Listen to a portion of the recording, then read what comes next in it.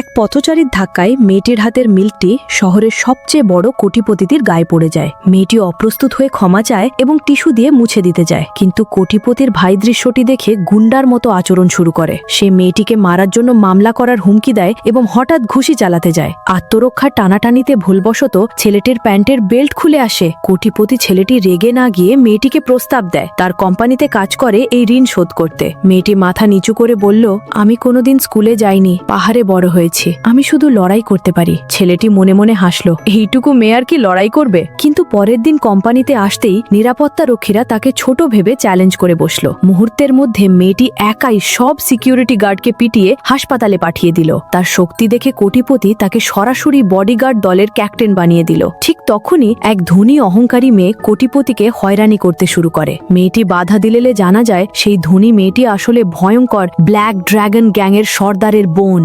Gang নেতা তার বোনের অপমানের প্রতিশোধ নিতে মেয়েটির পা ভেঙে দেওয়ার হুমকি দেয়। রাতে একদল সশস্ত্র গুন্ডা মেয়েটিকে ঘিরে ফেলে। মেয়েটি ঠান্ডা গলায় বলল, সময় থাকতে চলে যাও। গ্যাং নেতা হেসে উড়িয়ে দিল, একটা পুচকে মেয়ে আমাদের হারাবে? কিন্তু চোখের পলকে মেয়েটি তার বিশেষ পাহাড়ি লড়াই দক্ষতা দেখিয়ে পুরো গ্যাংকেই ধুলোয় মিশিয়ে দিল।